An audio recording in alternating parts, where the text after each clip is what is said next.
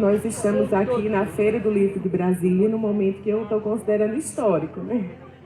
Estamos aqui na condição de mulheres pretas que escrevem, a convite de Marcos Linhares, e para conversar sobre os nossos fazeres, né? E também no guarda-chuva desse coletivo que a gente vem tentando construir a partir de julho do ano passado, no contexto do Julho das Pretas que Escrevem.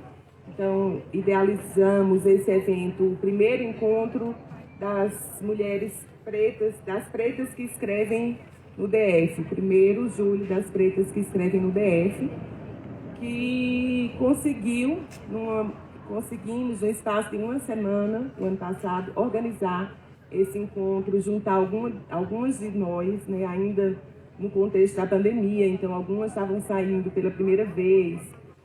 Teve esse clima de encontro, de reencontro, né, de vida, de se ver e pensar que éramos sobreviventes ali também daquele contexto de pandemia, um contexto que inclusive incidiu nas mulheres negras e nas pessoas negras em todas as suas piores consequências indicativas, né? Então as pessoas negras foram as que perderam mais o emprego, as mulheres foram as que sofreram violência doméstica, que aumentou o número de feminicídio, a comida não chegou, então esse número de pessoas com fome. Então todos esses índices que as companhias de pesquisa e planejamento, que organizações da sociedade civil conseguiram mapear nesse período da pandemia, tudo isso incidiu mais fortemente, recaiu de uma forma mais negativa na população negra, que, como eu sempre digo, infelizmente é a base da nossa pirâmide social. E isso é o que a gente tem lutado desde sempre para mudar, e estar aqui nessa condição de mulheres que escrevem também é uma forma de contribuir com essa mudança e de fazer essa mudança. Aqui a gente está se propondo a uma roda de conversa, e até eu queria que as pessoas se apresentassem, quem já está aqui mais perto, mas antes disso eu quero chamar as pessoas, as mulheres pretas que escrevem no DF, que estão aqui comigo hoje. Não somos as únicas, não vamos ser as últimas, não queremos ser incontáveis. Eu nem quero que a gente consiga um dia ter um controle, saber o nome de todas nós, porque eu espero que sejam tantas e sempre mais, que a gente nem consiga reunir todas num só espaço. E quando a gente fala em escrever, também está falando em oralidade, na história oral, na palavra, na poesia de rua, nos slams, no rap, no que não está nos livros também, né? No que não pôde estar, porque as pessoas foram impedidas de escrever, foram impedidas de se alfabetizar, mas elas tinham a fala e o afeto. Então eu queria chamar aqui Tami Friselli, ativista, feminista, jornalista, sindicalista, incomodada, luta contra o sistema onde o patriarcado, o racismo e o machismo são naturalizados, estruturados e enraizados. Usa a música e o rap para inspirar sua primeira publicação. O que seriam das mãos sem o mergulho da caneta? Para as que passarem, para as que virão, escrevo para estalos de espetáculos que foram outrora silenciados. Me fiz poeta, diz Tami, para dar um boque nesse mundo, agora articulada e dona das minhas próprias palavras. Revide proteção, escrita viva é munição. Mulher, palavra para o mundo, é quem dá direção. Então, aqui, a autora de Feminismo e Democracia, a luta incessante por uma sociedade antirracista e justa. Eu quero mudar meu sotaque paraibano de justa. Deu ruim. E agora eu chamo Ramila Moura, que é jornalista de formação, cantora, canta lindamente desde os 17 anos, quando também teve a oportunidade de iniciar a licenciatura em Letras na Universidade Estadual de Goiás e fazer um curso de extensão de teatro em pantomima. A escrita acompanha sua trajetória desde criança. Escrevia no formato diário, travestido de poesia e crônica. Em 2019, se aventurou naquilo que a gritava desde a infância, a dança. Começou com a contemporânea, flertou com o samba até chegar na paixão, a dança afrocontemporânea, interrompida pela pandemia, mas mantida em sua memória afetiva, ancestral e corporal. Para externar medos, fragilidades e silêncios pandêmicos, publicou seu primeiro livro em dezembro de 2020, com o título extenso, ela diz: "Antes que o ano acabe, vou publicar meu primeiro livro." Que bom que você fez isso, agradecemos. Que verbaliza o que ela é desde pequena, uma mulher de palavra. Então, boa noite. Câmila. Meu nome é Valência Barbosa, sou paraibana. Moro aqui em Brasília há 22 anos. Tenho uma relação com a palavra também, porque sou jornalista e tenho 11 irmãos, né, mais velhos. Eu convivi com eles ali estudando, tem livros, muitos livros na minha casa. Mas eu descobri que eu não... Descobri há pouco, né, e o livro é uma tentativa de lidar com isso. Que a mim não era permitido falar, como uma menina, uma mulher, uma criança naquela época.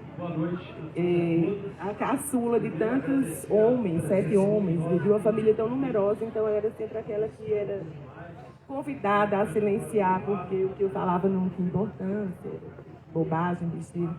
E assim eu me mantive em silêncio, nesse silêncio que agride, porque a gente é agredido e não consegue fazer frente a isso, né? Então eu era a pessoa que engolia sapo, sou ainda, mas minha luta é que isso diminua.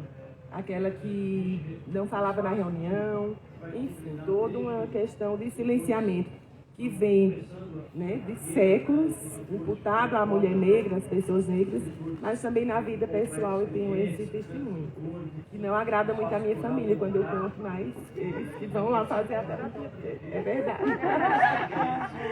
E aí, em 2017 eu resolvi escrever um blog, criar um blog para escrever todo dia um texto, que foi assim, eu pensei, se eu passei tanto tempo sem escrever, agora eu quero escrever, né, tudo que eu guardei. Então tinha esse ritmo intenso de ser um texto por dia, o nome do blog é www.umpordia.wb.com.br, e eu consegui escrever muitas vezes, todo dia. Então, essa trajetória de escrever no blog me levou a um convite para participar da Feira de Livros de Frankfurt, em 2019, que é a maior feira literária do mundo. E daí veio o livro, né? Depois desse convite, porque eu pensei, vou para a feira, mas porque eu escrevo no blog, vou na Feira de Livro. Então, também, muito rapidamente, eu fiz, o livro aconteceu, né? Não era, agora ele está por uma editora, mas ele foi lançado de forma independente, então foi um monte de... Não foi sorte, né? De não coincidências, que eu ganhei a capa, ganhei o projeto gráfico, fiz uma pré-venda pela internet, então rapidamente eu consegui o dinheiro de imprimir o livro e me transformei numa escritora, então, de um livro de papel, de um livro objeto. E a partir disso eu tenho trilhado esse caminho, né? Tenho um caminho de escritora, que tem me levado a feiras de livro, a eventos, a oficinas, a falas e a conhecer várias pessoas. E isso não faz muito sentido para mim se eu estou sozinha. Então eu tenho tentado criar espaços coletivos que unam nossos fazeres, nossos quereres, nossos sonhos, né? As nossas dificuldades e as nossas vitórias de publicar, de ter livros em mão, de estar participando hoje da Feira do Livro de Brasília. Então, em função de um fazer também coletivo, que possa fazer reverberar as nossas vozes e sempre quebrar os nossos silêncios e silenciamentos e nos colocar no lugar de maioria que somos, maioria minorizada no Brasil, e de uma luta antirracista por uma educação, uma comunicação democrática e antirracista. Eu tenho feito algumas atividades também pensando nas outras pessoas querendo que a gente faça coisas juntas. E como o encontro do Júlio das Pretas que escrevem e o programa de entrevistas a pessoas, programa de entrevistar gente negra, gente preta, na TV Comunitária de Brasília, o Quilombo de Val, que vai ao ar quinzenalmente pelo canal 12 da NET. Já convido vocês a assistirem, a seguirem os canais das redes sociais Quilombo de Val e da própria TV Comunitária, porque aí quando o programa começa vem aqueles lembretes. Então, depois dessa preâmbulo, tá no YouTube, no Facebook, no Instagram e nos canais, na net. E aí eu me estendi, né? Porque eu apresentei as meninas e não passei a palavra. Então agora eu passo a palavra a Tami e a Ramila. Veja aí quem começa. E aí eu vou soltar aqui uma pergunta para inspirar, né? Quero te cumprimentar de novo e perguntar com que sentimento você chegar aqui agora, nesse momento, né? Nessa roda de conversa, aqui que reúne representantes, integrantes, mulheres pretas que escrevem no DF, na Feira do Livro do Brasil. Eu vou descer, eu vou descer, eu vou descer, eu vou descer. Eu acho que é o sentimento de tecer afetos, tecer emoções e costurar palavras. Esse convite que você fez para a coletividade de mulheres negras foi, como você disse, muito organicamente, né, para a gente fortalecer um movimento que foi criado também organicamente durante uma pandemia. E eu acho que demonstra muito a forma como nós, mulheres negras, nos construímos, nos costuramos, né? Juntas, a gente faz parte de uma tessitura de palavras, de vivências, de momentos, e juntas a gente pode dar visibilidade às nossas emoções. E a escrita significa isso para mim desde muito cedo. É uma forma de costurar, de alinhavar as vivências, os caminhos que eu percorro e também os pensamentos, os sentimentos. Eu considero a escrita uma ferramenta terapêutica também.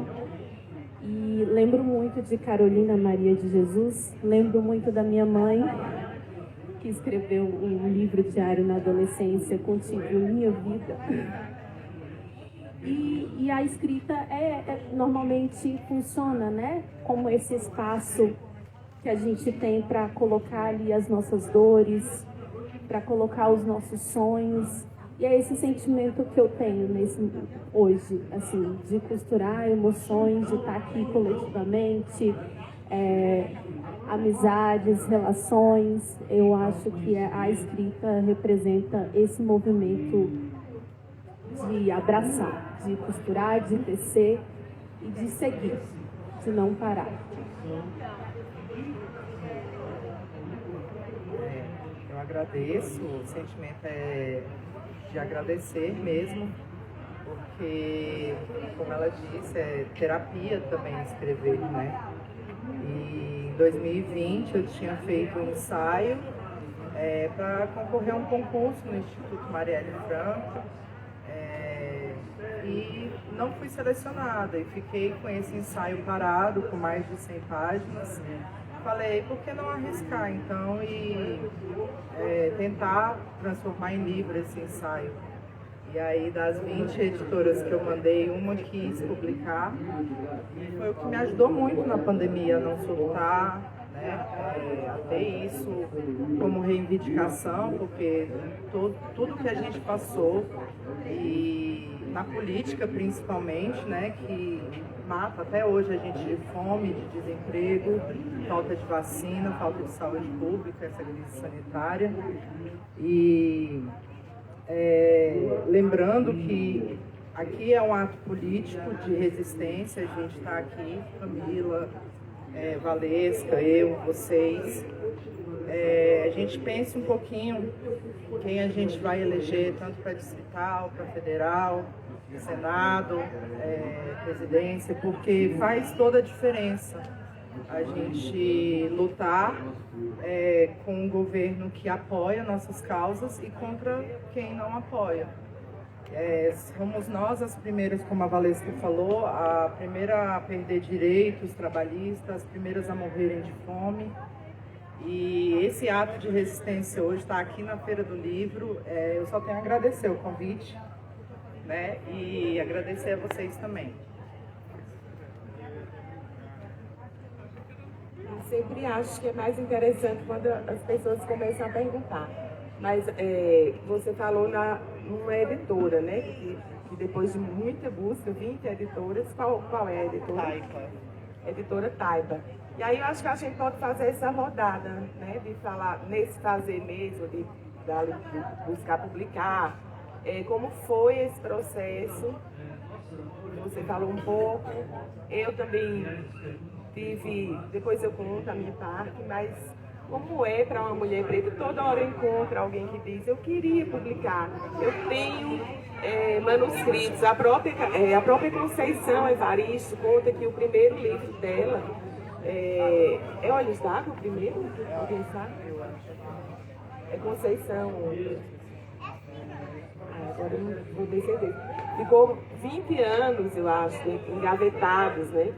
E ela também se questiona, que esse questionamento dela está até numa crônica aqui do meu livro, porque só por volta dos 70 anos ela começou a ter uma projeção, uma pessoa que escreveu tanto, né? Que tem inclusive uma vida acadêmica forte, né? E que não conseguiu publicar, né? Não conseguiu ter ali aquele espaço de uma mulher preta, escritora reconhecida.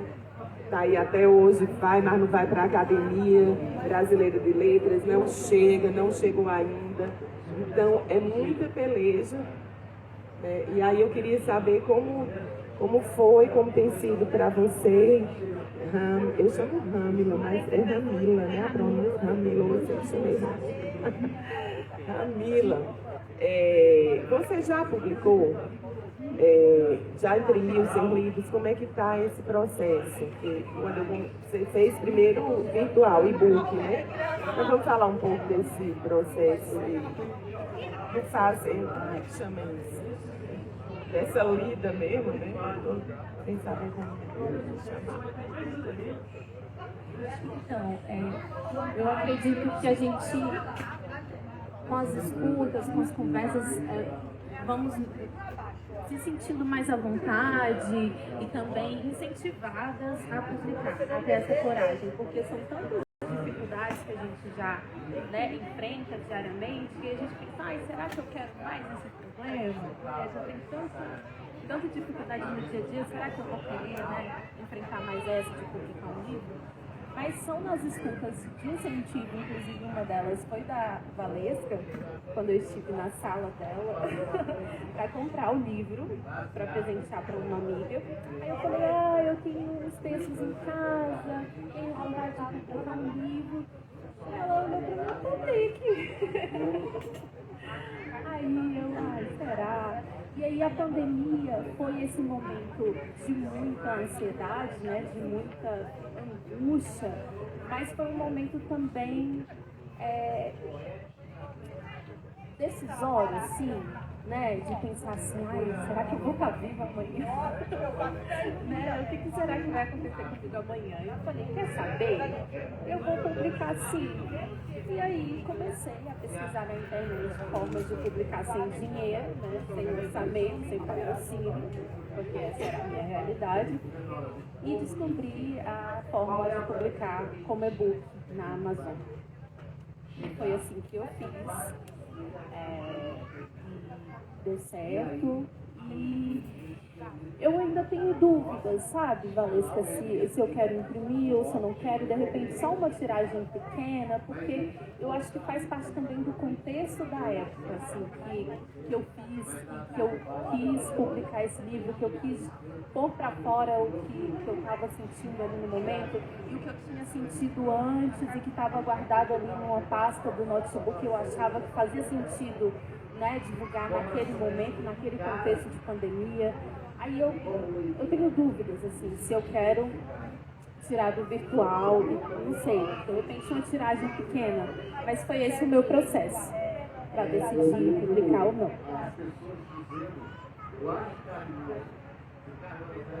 Então, eu contei um pouquinho do meu processo. É bem difícil, né, como a Camila falou.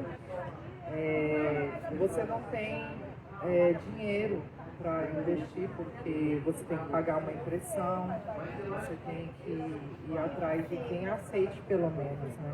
Aqui no DF foi muito difícil, eu mandei para editoras fora também, mas é muito burocrático o processo de ir atrás de uma editora, preencher formulários, acessar que seja na Universidade de Brasília, que tem um site lá, mas toda uma burocracia, você tem que passar por várias provas para publicar, para eles pegarem o seu ensaio, ler e aí querer publicar. Então, assim, para colocar no físico, o primordial é o dinheiro, quem patrocine, né? Então, assim, para mim foi a maior dificuldade mesmo, porque trabalhadora, assalariada, né? Não tem nem de onde juntar ou fazer qualquer pezinho de meia. Mas a editora que me acolheu, ela acolheu muito bem a Taipa, tá? A editora Taipa. Eles me acolheram muito bem, eles fizeram parcelamentos, alguns serviços que eles cobrariam a mais, eles fizeram muito desconto.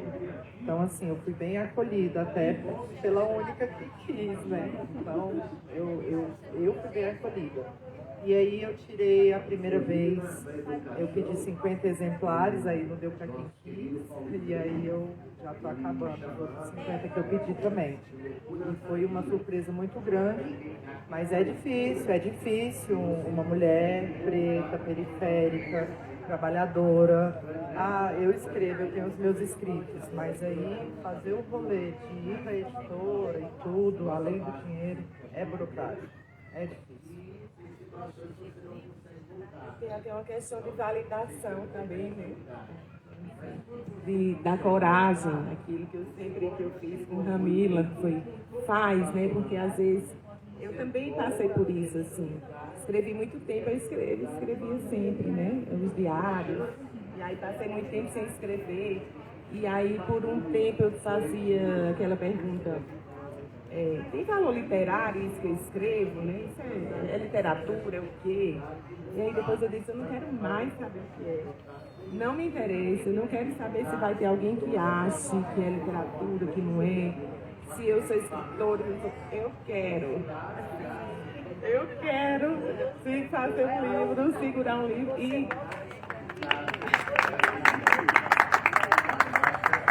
E aí eu acho, obrigada, acho que é esse pulo do gato assim que eu sempre incentivo. Quando alguém vem me dizer, que eu até comecei a falar isso antes, quando alguém vem dizer, tô querendo, tem alguma coisa guardada, aí assim, eu fico louca, porque eu queria ter uma editora, eu queria ter dinheiro. E eu só posso ser uma aconselhadora, uma conselheira, e aí é isso que eu faço. Eu dizer, vai, né, vai de qualquer jeito, porque assim... publica, porque o dinheiro a gente conseguiu, as 3 experiências de um dinheiro que a gente conseguiu driblar, né? Você fez por... Agora eu vou segurar aqui. Porque eu tinha optado pelo pedestal. Você fez o e-book, você procurou a editora, eu fiz independente e vendi ali. Nem foi por crowdfunding, né? Eu nem conhecia muito aquilo ainda. E para mim era uma aventura, porque eu pensei, vou vender uma coisa que não existe, mas eu preciso vender para poder fazer com que exista, que era para pagar a impressão. E aí também foi uma história bonita, porque eu escrevi um texto que era contando toda a história, que eu estava indo para a Alemanha, que eu precisava levar um livro, queria levar, precisava imprimir, precisava pagar. E pedi a ajuda das pessoas para aquilo, né? A confiança de que elas iam comprar alguma coisa que não existia, mas que ia passar a existir. Mas ainda na insegurança, né? Também, né? Mas indo. E mandei para... Era bem de madrugadinha, assim, cedo. Mandei para uma amiga minha que estava morando na Argentina. Olha aí, você vê o que é que tu acha desse texto, vê se eu tenho coragem, né? De soltar ele, de pedir esse dinheiro. E aí ela me respondeu com o recibo do banco. Ela foi a primeira compradora, né? E aí depois que ela fez isso, eu pensei, bom, então o texto está aprovado e eu tenho uma responsabilidade. Já tenho uma compradora, uma leitora, e agora esse livro tem que sair por ela. Então, essas experiências que a gente tem, né? Embora também haja hoje um movimento diferente, né, de há poucos anos, que traz mais mulheres escritoras, mais mulheres escreviventes, como diria Conceição também, que contam sua história elas mesmas, mais editoras, mais projetos independentes, enfim, acho que está essa onda de eu faço mesmo e agora ninguém me cala, ninguém me impede. Mas a gente também gostaria sempre de melhores condições, né? De leitores, de leitoras também, porque é importante. Eu digo que prescindo, que eu só queria escrever, mas também ter as pessoas que nos leiam, faz parte dessa cadeia, né? Então, alguém quer fazer alguma pergunta agora? Alguma curiosidade? Uma pergunta para vocês. Quantas mulheres negras, quantas autoras negras vocês já leram durante a vida?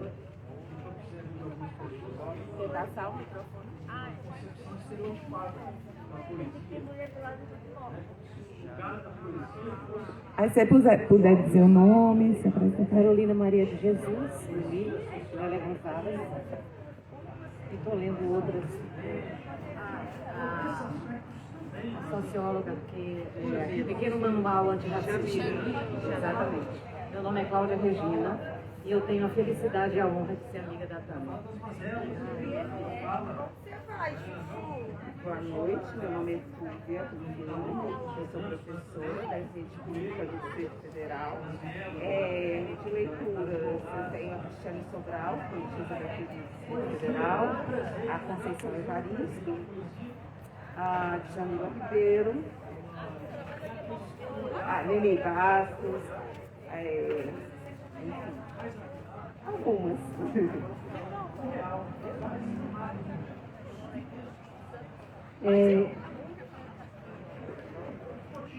Eu já li Carolina Maria de Jesus por influência da Ramila.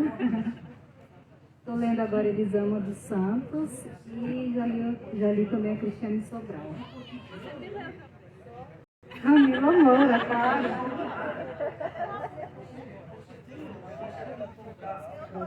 Ali, pode levar ali?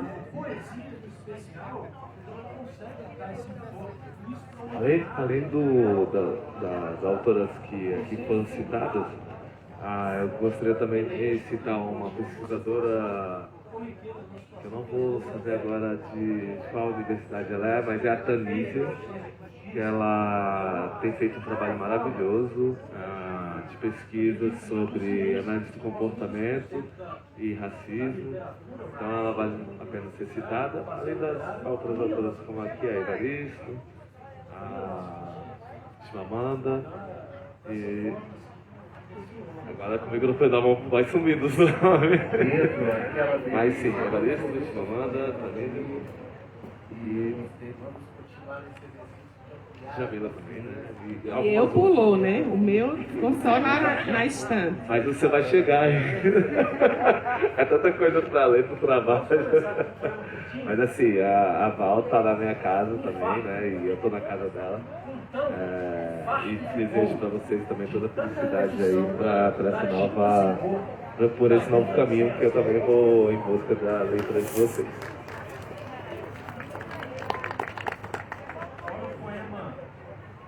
Se a gente puder continuar, né, um pouco a partir dessa pergunta, falar então que o que ler essas mulheres, né, trouxe para a nossa vida, para o nosso entendimento, o que é que trouxe de novo, porque algumas citadas estão nesse lugar desse mais recente, né, nesse tempo cronológico assim, e que vem nessa onda de quebrar esse, como a gente chama, o cânone, né, da literatura, porque também tem essa história do cânone, quem são os grandes autores, os bons autores. Tem uma crítica, os críticos, homens brancos, eles continuam dizendo que o que está acontecendo agora é uma literatura identitária, chata, mal feita, e eu só lamento e ignoro, porque para mim o que importa é que seja feita essa literatura, que essas vozes, que esses textos, que essa oralidade, que esse pensar, que esse dizer, que essas histórias de vida possam sair dessa prisão e que venham para o mundo, né? Que possa significar alguma coisa para alguém, ser compartilhado. Então, eu também me fiz essa pergunta. Quando eu decidi que eu ia escrever mais, eu conheci o Mulherio das Letras, que foi esse movimento sugerido por Maria Valéria Rezende, né, na Flip também, de se perguntar cadê as mulheres negras, e foi criado um grupo no Facebook que era isso, um mulherio que rompeu muita coisa, que fez muita coisa. Então foi o primeiro lugar ali que me fez pensar: cadê as mulheres? E aí eu olhei para mim instante e me perguntei: cadê as mulheres? Cadê as mulheres pretas? E não tinha também, né? E eu virei a louca das mulheres pretas. E assim, e tentando conhecer, então o Cidinha veio aqui, eu fui lá, comprei o que dava para comprar, né? Também tem as restrições orçamentárias. Então Conceição foi na UNB, eu fui, aí a própria Cristiane Sobral, que eu quero saudar aqui, com mais todas as outras escritoras pretas do DF, as que a gente conhece mais ou as que a gente conhece menos, as que a gente ainda não conhece, as que ainda não se mostraram como escritoras, estão lá as coisinhas na gaveta. Então eu fiz esse exercício e é muito bonito, né? E é um mundo que não tem fim, assim, e é essa leitura, que ele lê as mulheres pretas, e também é importante para quem quer escrever, né? Vem antes, assim, você tem que... É bom que você seja primeiro uma leitora, uma pessoa que lê.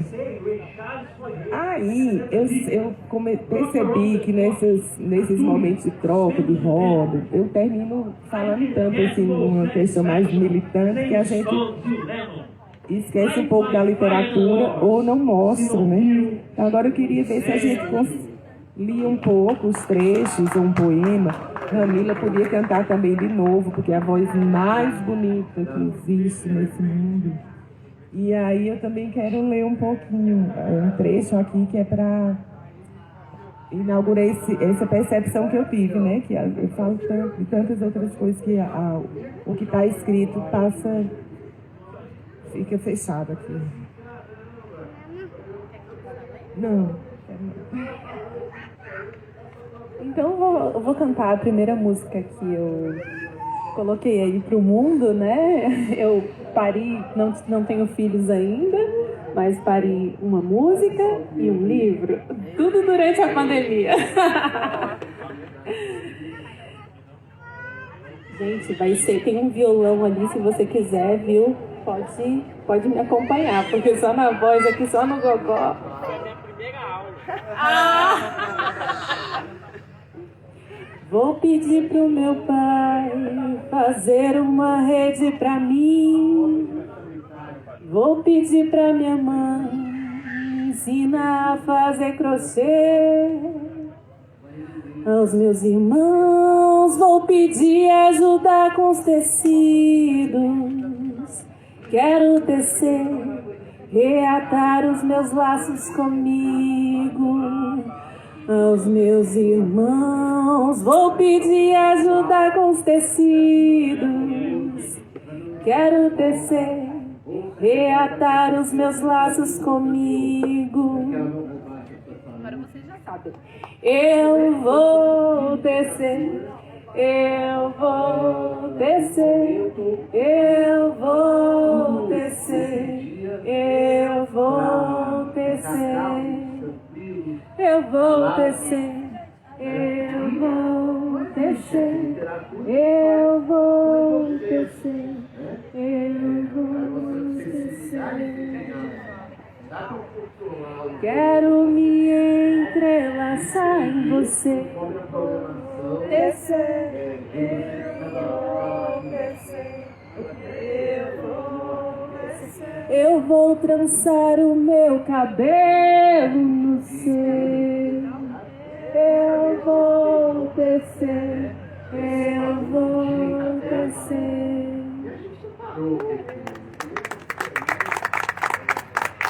Obrigada, gente. Coral lindo aqui. Obrigada. Como a Valesca falou, que a escrita também é rap, é poesia, não só no livro físico, mas tudo que a gente pode escrever. Tem um poema que eu gosto muito aqui, que eu até coloquei na orelha do livro, que na verdade é um rap, né? Eu não canto, não tenho essa voz maravilhosa, não informação, nada, mas eu acho que eu lembro um pouco assim, não é só pela preta cotista, a casa própria da diarista ou qualquer outra conquista que fazem parte de uma terra que você usurpou. É ver o espaço ocupado, a mulher preta, pobre, no doutorado, retomando seu legado sem dizer sim, senhor. Nos querem supérfluas, apáticas, sem senso crítico. Nos moldam em estéticas inépcias, estratégias sádicas, orquestradas por cínicos. Eu rejeito teus dogmas e a perspicácia no seu raciocínio. E observo bem atento aos que fazem parte dessa lógica ilícita de extermínio. Senhores em seus altares, disputando egos maiores, supremos, palácios, planaltos, para que possam se sentir aceitos. Não sei como conseguem dormir com tanta mente ambiciosa, tolhendo anciã sabedoria. É isso.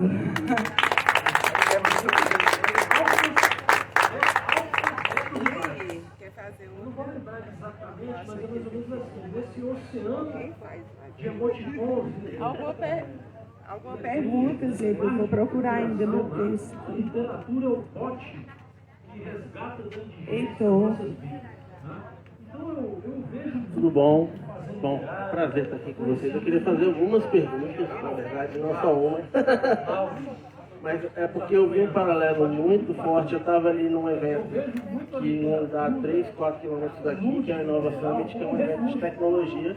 E eu saí de lá numa palestra de uma mulher preta chamada Nina Silva, que ela foi eleita uma das mulheres mais disruptivas do mundo, e ela falava sobre a dificuldade das mulheres pretas entrarem na tecnologia, por conta do ambiente machista, por conta do ambiente sexista, por conta de vários fatores.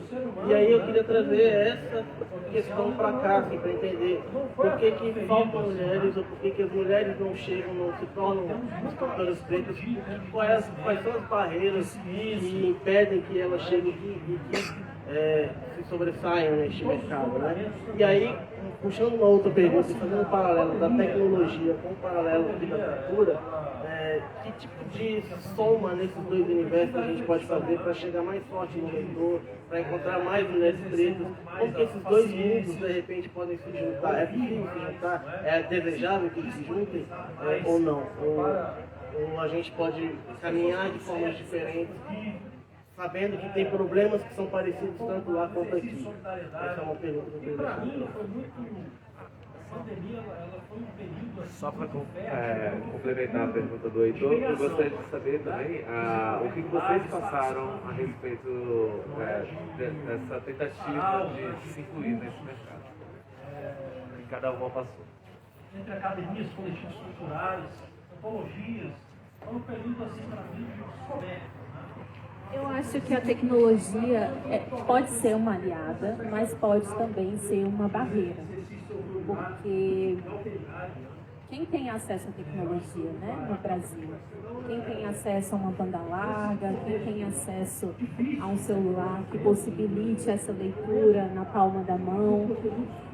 Então eu acredito que aumentar o acesso à tecnologia e o acesso a essas ferramentas pode impulsionar, né, mais mulheres negras a publicarem.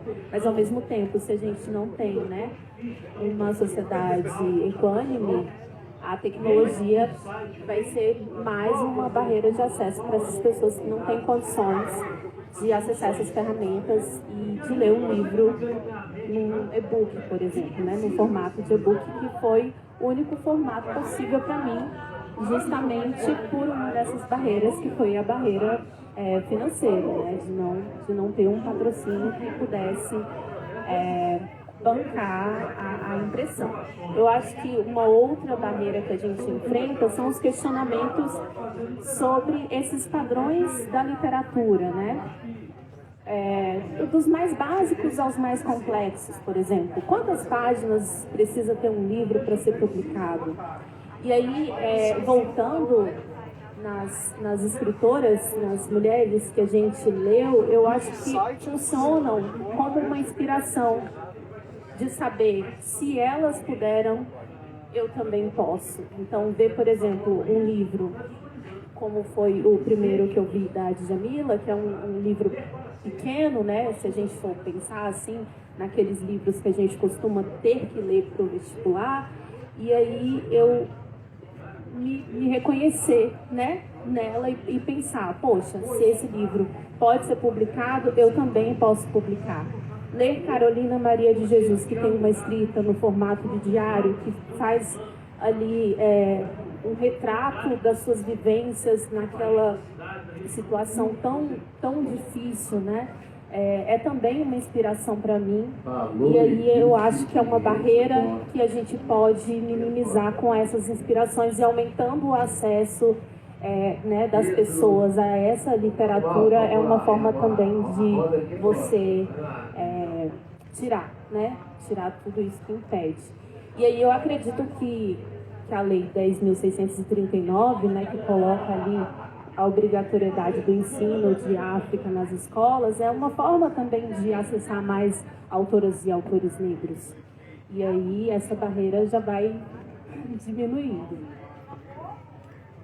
Eu me sinto contemplada pela fala da Ramila, e esse acesso à educação básica. Acho que para se construir uma sociedade, como eu digo, antirracista e justa, tem que começar na base. Então, dar acesso a crianças, a leituras, o perigo de ser contada uma história só, como diz a Amanda, né? E a gente poder escrever a história que tanto foi apagada, tanto foi silenciada e dizimada. Então, esse acesso à educação básica, não só na tecnologia, mas livros físicos mesmo, desde a educação, acho que já quebra essa barreira. E a tecnologia veio realmente para fazer bem, né? A gente que não consegue lidar muito bem com ela, e tem muita gente fazendo muita coisa ruim, mas ela serve para isso, para ter acesso, mas tem que ter acesso lá e para todos, né? Tem que chegar na periferia, não só aqui no Plano Piloto. Uma feira do livro enorme dessa, então tem que ter um acesso maior nas regiões administrativas e assim. E o lobo? Quando você estava perguntando, então eu pensei lá nos navios negreiros, né? Então, se a gente começa uma história desse jeito, se a história foi começada desse jeito para a população negra que foi escravizada, trazida para o Brasil, então tratada como mercadoria,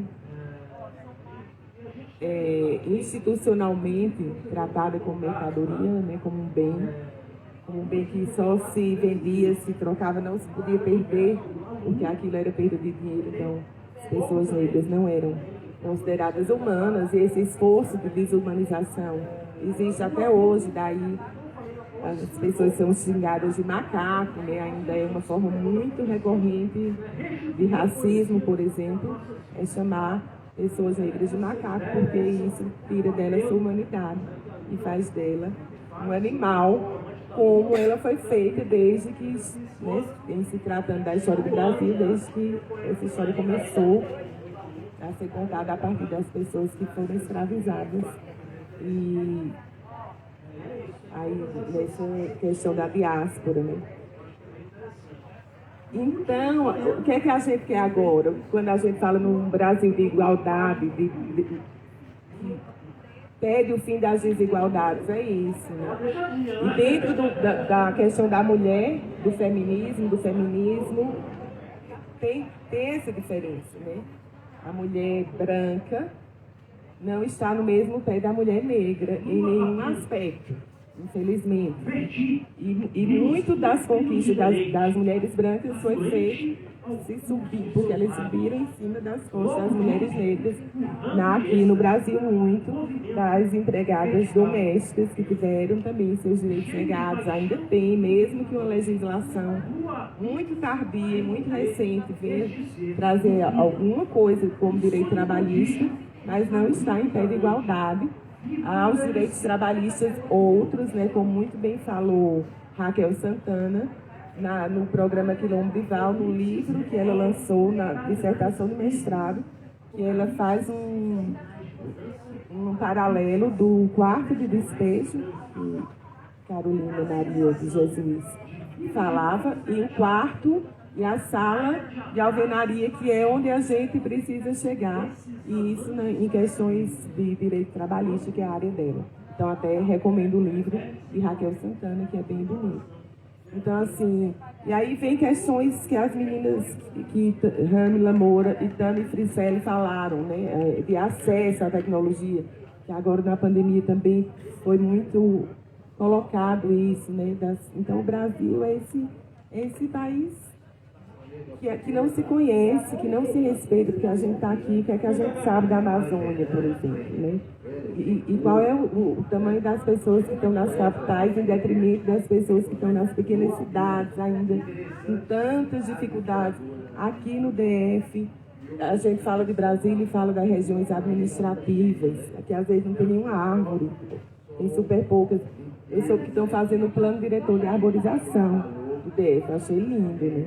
Mas é aqui para o plano piloto, que aqui o plano piloto vai ser.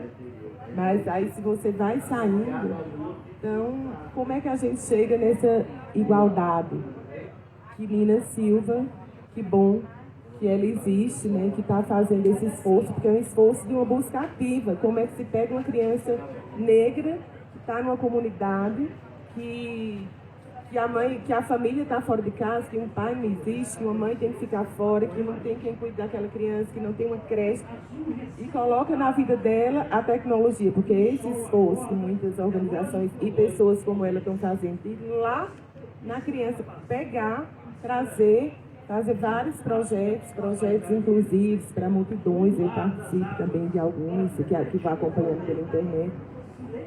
E aí, enfim, a gente tem esses lapsos no Brasil, trabalhado em cima de um projeto de pobreza política e também um projeto de pobreza tecnológica, tantas outras, que faz com que a gente vá demorar muito para chegar num pé de igualdade que consiga que as pessoas se tornem aptas a fazer alguma coisa, e mesmo o país, né, se tratando de economia.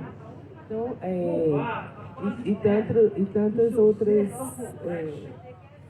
índices.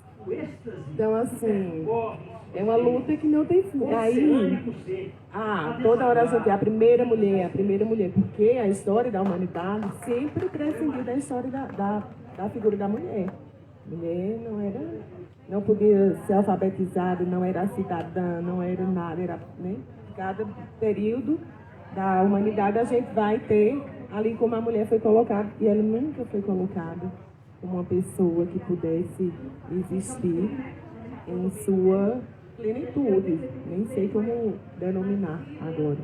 Mas então tudo que veio foi conquista e é de luta diária, de lutas que custam vidas, né? Que custam afetos, amores, as mães pretas, as amas de leite que não podiam amamentar seus filhos, que seus filhos eram frutos de estupro tantas vezes por patrões brancos, né, pelos senhores, e que os delas eram retirados para que elas pudessem amamentar uma criança branca. Então, assim, e hoje a gente vê o feminicídio em níveis altíssimos, vê uma criança de 11 anos, que eu nem gosto, não gosto de pensar nem de falar nisso, assim, não gosto, porque é um caso, né, que vira isso. Então eu tenho como jornalista, até eu faço uma crítica a uma reflexão que eu nem consigo pensar, saber como é que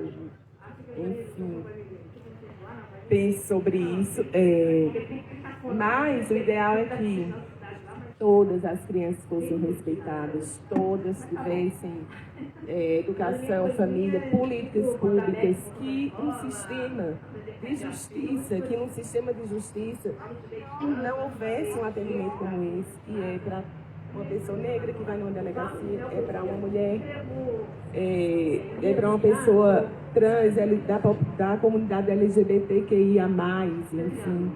Toda hora a gente vê isso, as crianças nas escolas, que era um lugar para proteger.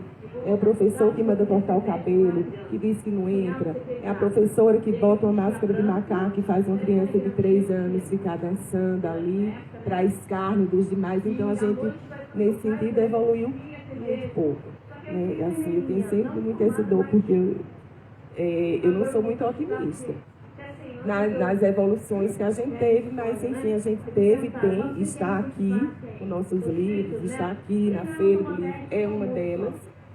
E isso de lutar, né? Estamos lutando, queremos a igualdade, mas a gente não quer que isso seja muito longe, não, né? Utopia, uma coisa, uma palavra. E aí, como é que a gente faz para...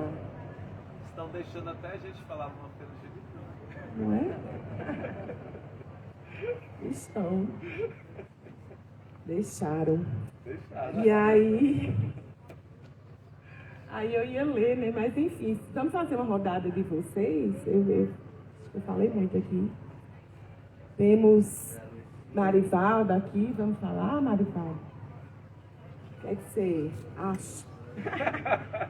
Aquela pergunta para quem clássica, né? Que serve para tudo. O que é que você acha? Boa noite, parabenizar vocês aqui por essa roda, por essa mesa, e acho muito bacana a gente ressaltar os obstáculos da mulher negra, né, para acessar o mercado literário, para publicar, para conseguir, né, esse espaço. Eu queria que vocês avaliassem que a gente viveu hoje nos momentos mais difíceis, mais sombrios, talvez, da história do nosso país, desde a constitucionalização, né, desde a redemocratização. E grande parte dessa dificuldade vem atingindo diretamente a população negra e pobre da periferia nas mais diversas áreas, né? Pegar aí assistência social, saúde, educação, né? E também um verdadeiro desmonte das políticas de promoção da igualdade racial. E aí eu queria fazer uma pergunta para vocês, como escritoras, como essa mudança drástica impactou na produção literária, né? E qual foi o impacto? Como é que o setor vem vivenciando isso? né? Como é que todo esse ódio passou a ser disseminado nas instâncias, nas estruturas de poder e que, por sua vez, teve um impacto direto em estimular a prática do ódio cotidiano, né? Como é que isso impactou na produção literária, no trabalho de vocês?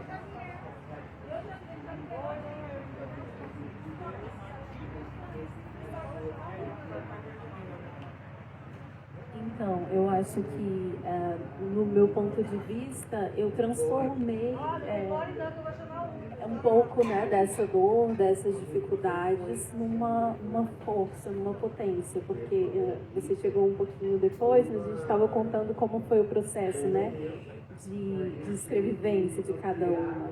E aí, foi o meu primeiro livro publicado, foi durante a pandemia, então foi nesse momento que eu me vi impulsionada a falar.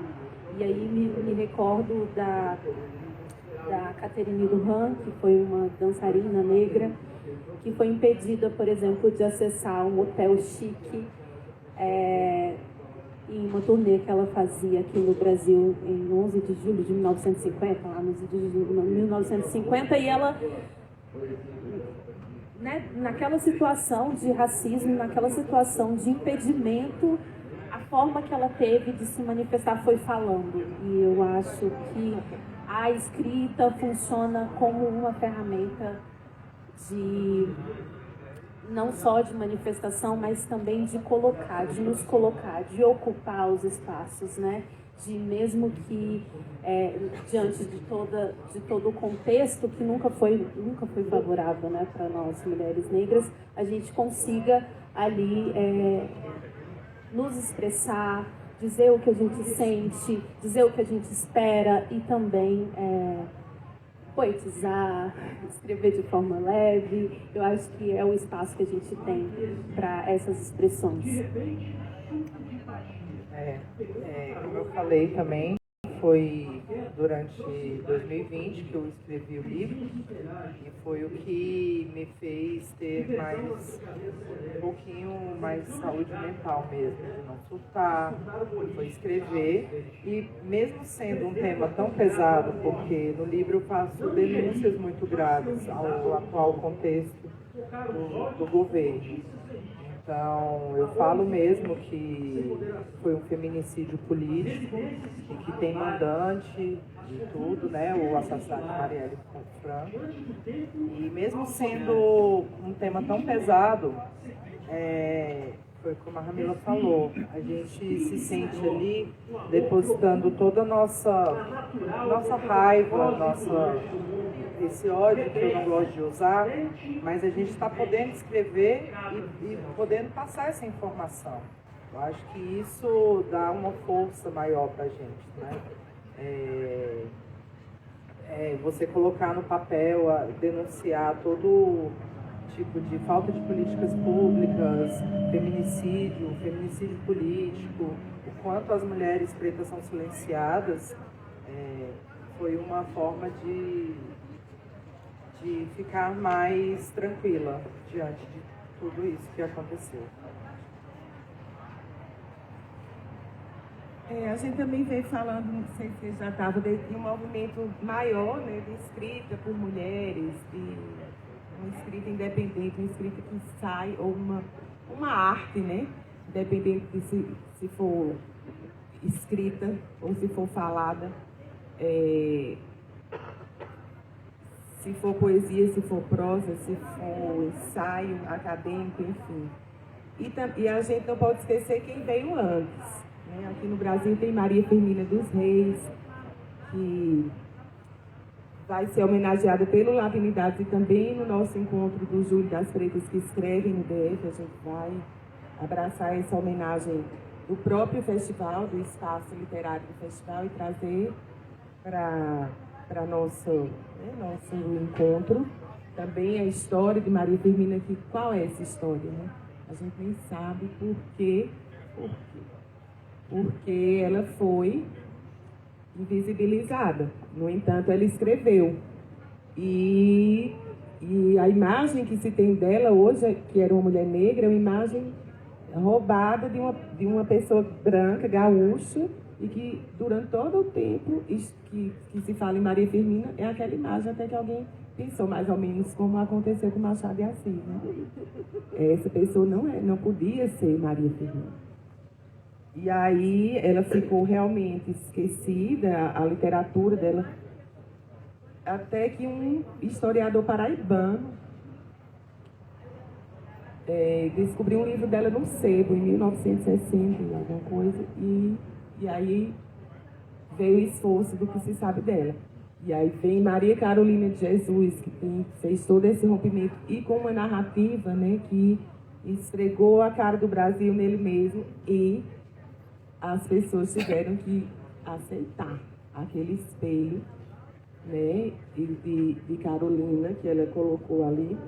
Então, Geni Guimarães, tantas outras mulheres, Geni que está aí ainda, viva, e outras das mais velhas, e as outras das mais novas.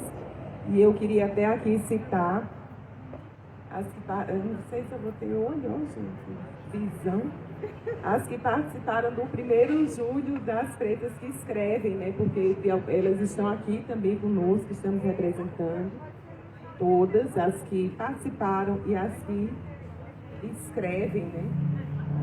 Apenas ou fazem poesia. Aí, nas outras cidades do DF, que não Brasília ou que não no plano piloto, muita gente fazendo a poesia oral, as batalhas, os slams, que é de uma beleza, né? De uma capacidade de denúncia, de mostrar, de reproduzir, de ser esse espelho da vivência de cada uma, e com certeza uma forma de existir, né? De existir melhor, no sentido do bem viver, que é também o tema do Julho das Pretas, o evento nacional, trazido pelo Instituto Odário da Bahia, é o bem viver. Então, acho que quando a gente consegue falar, e ter espaços até, né, que a internet proporcionou, a pandemia, quando, né, esse lugar, essa descoberta de que a internet, as lives, os canais do YouTube podiam trazer essa democratização da fala das pessoas negras, essa postura antirracista de uma forma que a gente acha que não tinha usado ainda, né? Então foi uma descoberta que veio a partir das limitações que a pandemia trouxe nesse sentido no primeiro momento. E aí vieram vários canais, vários poetas, várias pessoas, trabalhos, livros, e-books, enfim. Então acho que em algum sentido essas dores, elas estão sendo denunciadas, elas têm esse desejo de ser transmutadas, né? Porque a gente denuncia, grita, chora, mas quer alguma outra coisa disso, né? Se escolhe essa forma que é a arte, então tanto melhor para quem faz e para quem tem acesso. Mas é por uma busca de um objetivo final, que era o que eu falava antes, né? Que é o quê? É utopia, o fim disso tudo, é uma polícia que não mate, né? Um Estado que não pratique a necropolítica, um governo que não seja genocida, enfim. Aí eu sempre termino falando demais, gente. Eu ia ler aqui, aí sai do celular. Então, Tatiana Nascimento, Rosane Garcia, Cristiane Sobral, não consigo. Qual é o nome dela? Manuelita Hermes, a letra pequena. Conceição Freitas, que esteve aqui hoje de tarde lançando um livro, querida cronista. Margarete dos Anjos, que está morando no Rio, mas é daqui. Então foram mulheres que estiveram no nosso encontro, poeta Caju, Joataíde, Cida Chagas, que vai estar no domingo fazendo uma sessão de autógrafos também. Eu. Então, todas essas mulheres estavam ano passado, estão hoje, vão estar em julho, e todas mais que a gente consiga chegar e trazer e juntar. Zane do Nascimento, Ellen Rodrigues, Cíntia Santos, Tatiana, Daniela, Luciana, Rosane Garcia, Jacira, Lídia Garcia. E aí, gente do céu, eu queria ler. Posso? Vocês aguentam ainda? Como é que tá o horário? Tem 2 textos que eu sempre leio nesses eventos. Assim. Um era Dia da Consciência Negra, hoje é Dia da Consciência Negra, e o outro esse era Dia das Mães.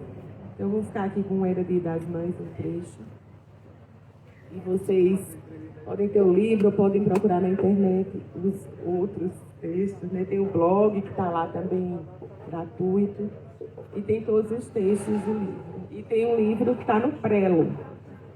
Está lá no manuscrito, que vai ser prefaciado por Tom Farias, que é o biógrafo de Carolina Maria de Jesus.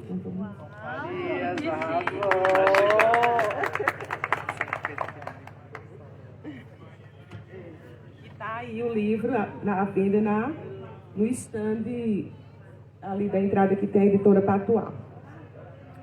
Né? No stand da editora Patuá tem vários autores negros. Então, pensei nas que foram laçadas, nas que têm a pele preta, nas que foram açoitadas, nas que foram jogadas ao chão, nas que foram amarradas, nas que foram violentadas, nas que foram amordaçadas, nas que foram forçadas, nas que foram silenciadas, nas que foram vendidas, nas que foram escravizadas, nas que foram queimadas, nas que foram assassinadas, nas que foram comercializadas, nas que foram traficadas, nas que foram impedidas de estudar, nas que tentaram fugir, nas que foram obrigadas a desamar, a desmamar, a abandonar amores, filhos, liberdade e sonhos. Pensei nas que perpetraram rebeldias, das mínimas às máximas, nas artimanhas necessárias para alimentar-se ou alimentar alguém, com leite de peito, comida, esperança, luta, força. Pensei nos olhares de soslaio.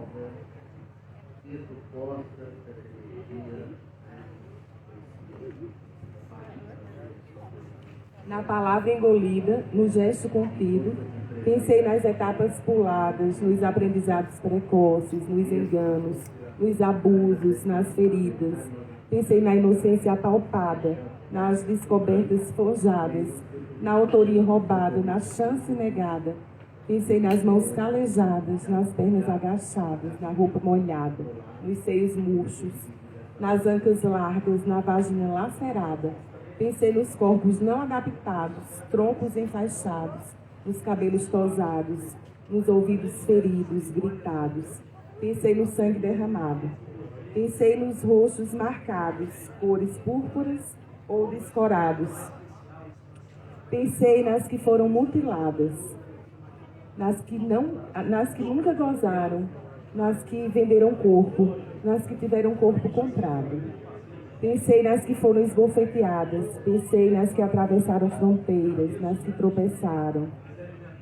Pensei nas que foram presas, nas que foram torturadas. Pensei nas que se esconderam, nas que correram, nas que ficaram. Pensei nas que foram envenenadas, nas que envenenaram. Pensei nas que usaram espartilho, armações, armaduras, nas que se fecharam.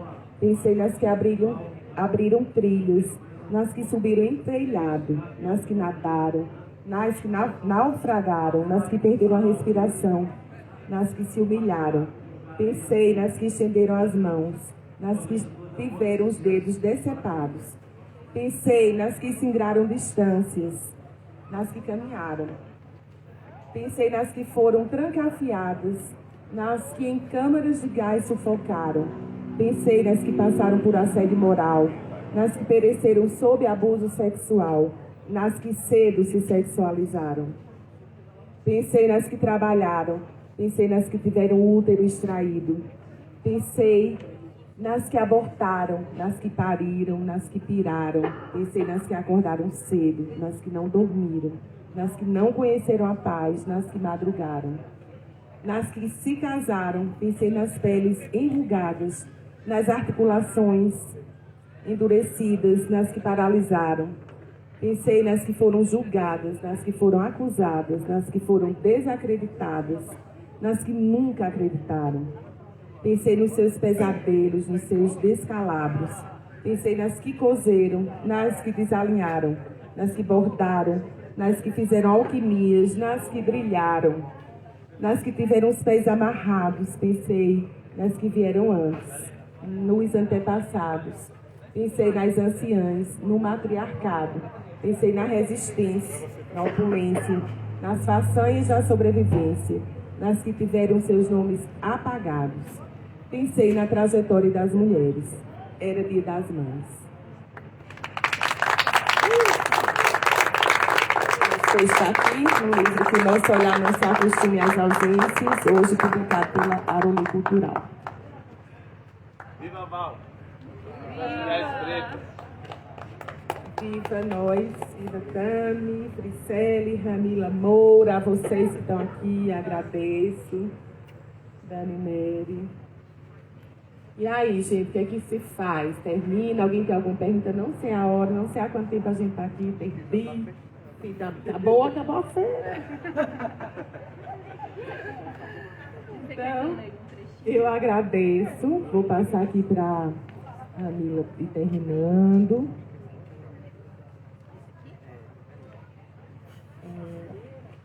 A escrita para mim é uma dança. Eu estava ouvindo a sonoridade, me apaixonando, lembrando de Cora Coralina, como goiana que sou, lembrando de tantas escritas que eu já li. E eu vou ler o texto que eu acho mais poético do meu mini livro.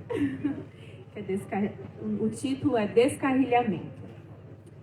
Somos a sombra dos nossos ancestrais, a união das solidões. Eu, ausência de mim, você, distância dos seus. Somos os anseios dos rejeitados e a rejeição marcada na pele. Eu, ciente de mim, você, desentendido, forasteiro. Somos poliglotas de línguas nativas e ditas não oficiais. A tradução do desconhecido. Eu, linguagem do amor, você, significado. Somos a chegada inesperada e a partida frequente, motivo dos rompimentos. Eu, desordeira, você, abridor de caminhos. Somos a indefinição do concreto, o pulsar de corações pretos. Eu, dançante, você, tocador. Somos a despedida de algum passado, final de qualquer começo. Eu, incompreendida, você, presença. Somos desmerecidos de qualquer forma de fraternidade, a certeza do pouco esforço. Eu, mulher, você, cor. Somos a falta e a ironia. Eu, descarrilhamento, você, saudade. Somos a necessidade dos nossos. Impermanência. Eu, ineficácia, você, sorriso. Somos o texto sem pontuação, educação popular. Eu, exigência, você, fluente e certeiro. Somos o melindre dos fiscais de rota. Roteiro desclassificado. Eu, silêncio, você, ressoar.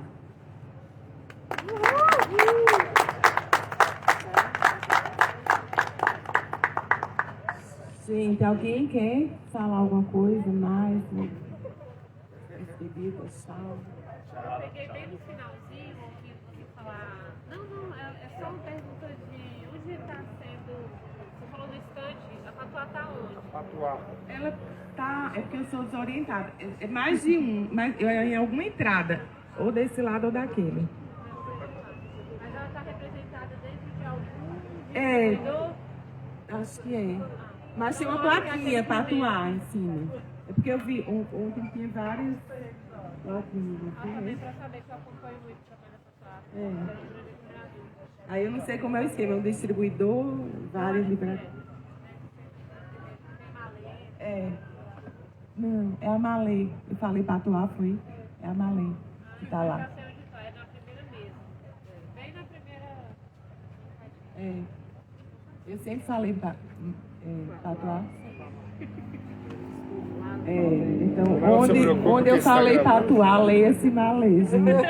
Mas é capaz de ter livros da Patuá também lá, né? Eu acho, porque são editoras que a gente deve acompanhar. Então é isso, eu agradeço muito, Marcos Linhares, vocês, Mauro Rocha e Eliezer. Você tá na foto? Como é teu nome? Rogério. E quem tá aqui, né? E esses meninos ali, os meninos pretos que vieram me salvar aqui meus amigos, Rodrigo Meloni, ele salva, ele cura, e como é? Cura e mata, né, Rodrigo? Cura e veneno. E André Azevedo e Heitor Perpétuo. Um pouquinho de cada, pra não enjoar. Que mais, gente? Tá. Obrigada a você. Acompanhe nosso quilombo, mulheres que escrevem, Júlio das Pretas que escrevem no DF no Instagram. E as carreiras, nossa, né? Você viu o nome de mulher preta escrevendo, vai lá, joga no Google, que aí vai descobre um monte de coisa. E aí, se puder acompanhar, divulgar, comprar, né? Ler um texto que está na internet, presentear alguém, enfim. Acho que a gente... É bom que se faça esse compromisso, né? Que a gente siga junto, assim como pessoas que leem, que se incentivam, que escrevem, que prestigiam, né? O trabalho de alguém. Enfim, já perdi as palavras. Só tenho a agradecer. Feira do Livro de Brasília na sua 36ª edição. Longeva, uma feira longeva, que assim seja, e que a presença das mulheres pretas que escrevem se fortaleça nesse evento aqui em Brasília, em todos os eventos e feiras literárias no Brasil e no mundo. Obrigada, muito obrigada, Axé.